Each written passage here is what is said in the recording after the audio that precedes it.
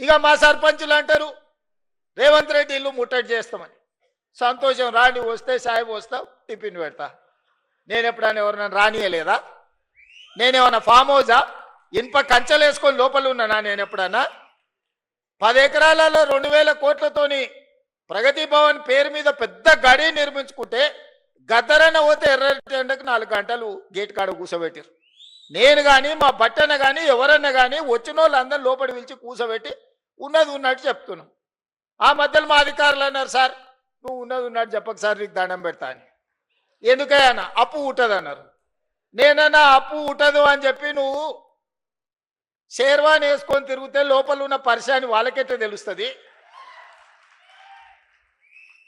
లోపల బనీన్కు బొక్కలే ఉన్నాయి, డ్రాయర్కు బొక్కలే ఉన్నాయి, అంగి లేనే లేదు.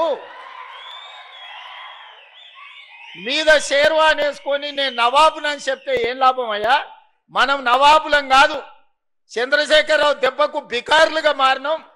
ఈ వాస్తవం వాళ్ళంతా మనోలే, వాళ్ళకి చెప్పాలి కదా. వాళ్ళకి చెప్పకుండా మనం దాచిపెడితే క్యాన్సర్ వస్తే ఇంటామెకి చెప్పలేదు అనుకో, డాక్టర్కు ఉన్న రోగం చెప్పలేదు అనుకో, సచ్చి ఊరుకుంటాం. అవునా? అందుకే నేను చెప్పిన ఇదంతే ఏం కాదు, ఏమైతే అది అయింది, కుల్లం కుల్ల ఉన్నది ఉన్నట్టు చెప్తా, లెక్కలు చెప్తా, ఉన్నది చెప్తా, చేసేది చెప్తా, చెప్పిందే చేస్తా.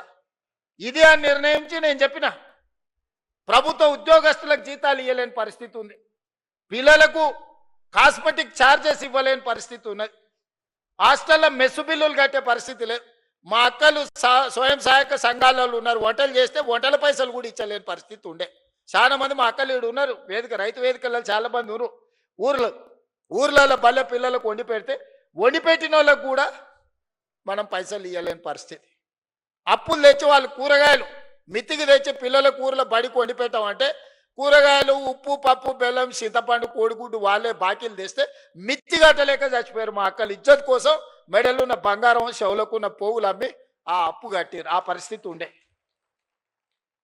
ఇట్లాంటి దివాలా తీసిన సంసారాన్ని అప్పుల పాలు చేసి ఏం అర్థం కాకుండా గందరగోళం చేసి అప్పులు చేసుడే కాదు, అడ్డగోలుగా తప్పులు కూడా చేసాడు. ఏడిపోయినా ఇజ్జత్ లేకుండా ఢిల్లీకి పోతే ఇజ్జత్ లేదు, గల్లీకి పోతే ఇజ్జత్ లేదు, పక్క రాష్ట్రానికి పోతే ఓయమ్మ ఇటు తెలంగాణలో ఇంతో మాట్లాడితే ఏం అడుగుతాడో అన్నట్టుగా తప్పించుక తిరిగే పరిస్థితి ఉండే. అట్లా సంసారం మొదలుపెట్టి 30 నెలల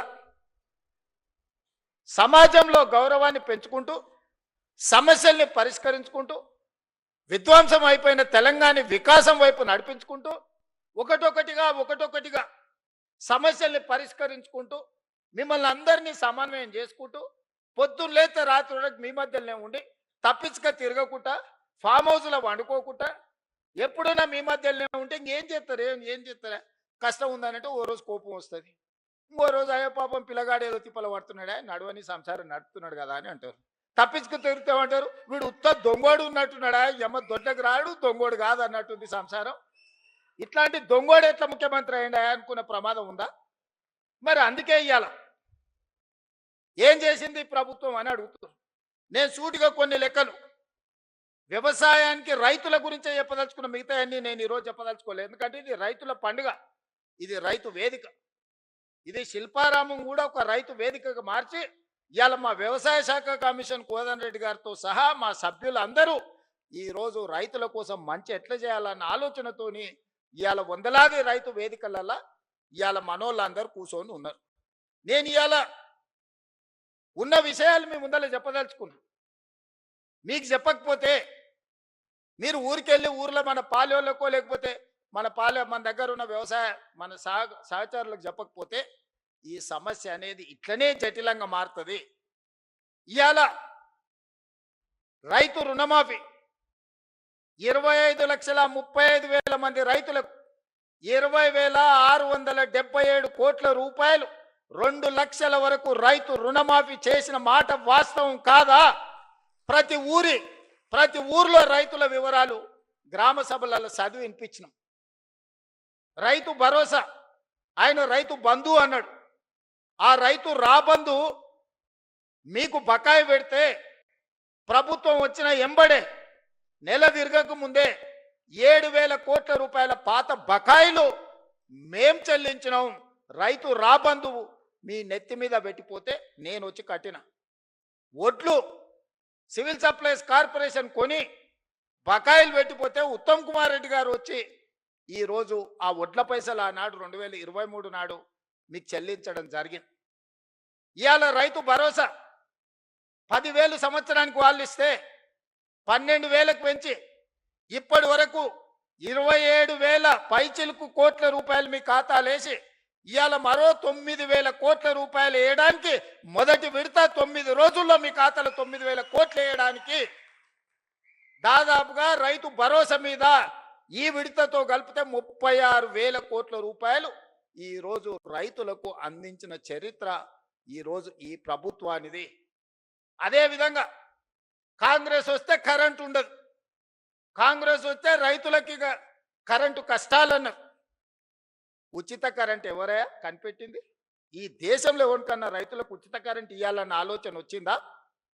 ఆనాడు డాక్టర్ వైఎస్ రాజశేఖర రెడ్డి చేవెళ్ళ నుంచి ఇచ్చాపురం వరకు పాదయాత్ర చేసిన తెలంగాణ రైతాంగం అందరూ కాలిపోతున్న మోటార్లు, పేలిపోతున్న ట్రాన్స్ఫార్మర్లు చూపించి మా రైతుల కన్నీళ్లు తీరవాలే, తెలంగాణ వ్యవసాయం మొత్తం కరెంటు మోటార్ల మీద ఆధారపడ్డ వ్యవసాయం అంటే కాంగ్రెస్ పార్టీ ఎన్నికల మేనిఫెస్టోలో పెట్టి ఉచిత కరెంటుని దేశంలో కనిపెట్టిందే కాంగ్రెస్ పార్టీ. ఉచిత కరెంటు కాంగ్రెస్ పార్టీ పేటెంట్.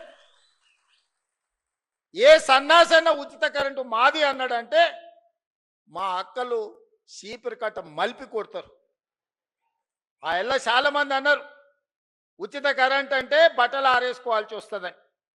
ఇచ్చి చూపించి రాజశేఖర రెడ్డి గారు 2004 ముఖ్యమంత్రిగా ఎల్బీ స్టేడియంలో ప్రమాణ స్వీకారం చేసినప్పుడు 7 గంటల ఉచిత కరెంటుతో పాటు వందలాది కోట్ల రూపాయలు రైతుల కరెంటు బిల్లులను రద్దు చేసి లక్షలాది మంది రైతుల మీద ఉన్న క్రిమినల్ కేసెస్ రద్దు చేసిన సంతకం, మొట్టమొదటి ఫైల్ మీద సంతకం ముఖ్యమంత్రిగా వైఎస్ రాజశేఖర రెడ్డి గారు కాంగ్రెస్ పార్టీ 2004 సంవత్సరంలో సంతకం పెట్టింది కాంగ్రెస్ పార్టీ కాదా? ఇవాళ గుడ్డొచ్చంట కోడిని బెదిరించిందంట. ఈడెవడో వచ్చి మేమిచ్చిన ఉచిత కరెంటుకు నీ ఖాతాలో రాసుకొని కాంగ్రెస్ వస్తే కరెంటు కష్టాలన్నాడు.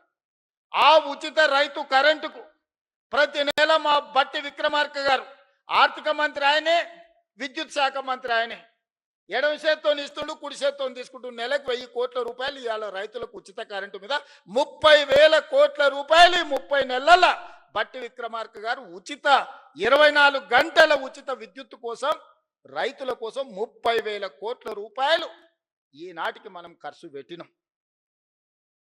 బోనస్ కింద 4,000 కోట్లు దాదాపుగా ఉత్తమ్ కుమార్ రెడ్డి గారు ఇచ్చారు.